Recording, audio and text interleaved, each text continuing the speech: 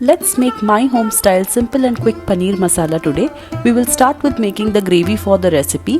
For that we will fry a few whole spices.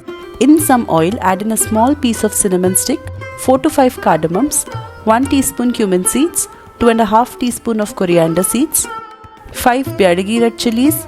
You can also use Kashmiri red chilies instead, or if you don't bother much about the color, then you can use any chilies. 5 chilies are not going to be much spicy. If you like spicy food, then increase the number of chilies.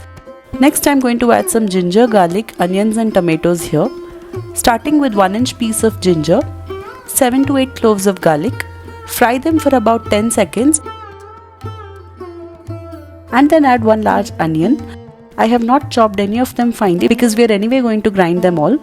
Fry the onions for about a minute or so till they turn translucent.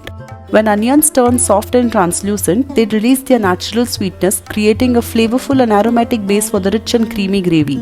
After the onions have turned translucent, I'll be adding 1 large tomato to it. I'm also going to add a very small piece of beetroot to it so that it gives a vibrant color to the gravy. I had reserved a small piece of beetroot while making juice in the morning. You can skip adding the beetroot here.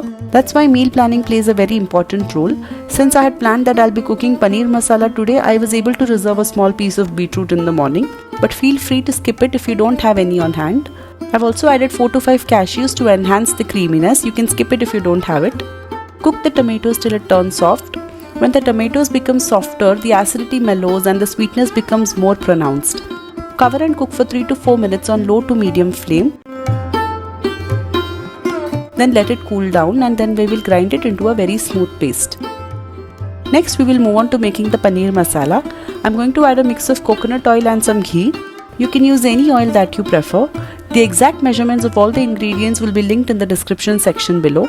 To that I'll be adding a small piece of cinnamon stick, half teaspoon cumin seeds or jeera, and the masala paste that we had prepared. Add around 1 cup of water. And now you need to cook this gravy with that oil and ghee for a minimum of 12 to 15 minutes. Cooking the gravy with oil helps evaporate excess water released from the onions and tomatoes, resulting in a thicker and smoother consistency. As you cook the gravy even further, the aromatic oils from the spices bloom and release their fragrances, infusing the entire dish with the beautiful flavors. Cover and cook for 5 minutes so that the masala doesn't get splattered all over. After 5 minutes, I'll be adding 1.5 tablespoons of Sambar Masala Powder. This is homemade Sambar Masala Powder. I'll link the recipe video in the I button above and in the description section below. I use this Sambar Masala Powder for almost all my recipes and everybody loves it. I keep this powder in stock at all times. Adding this masala powder further enhances the flavor of the dish. Cover and cook for another 10 minutes till the oil separates from the gravy. After 10 minutes, I'll be adding the cut paneer cubes. This is 200 grams of paneer. After adding the paneer, we need to cook on a medium flame for another 5 minutes.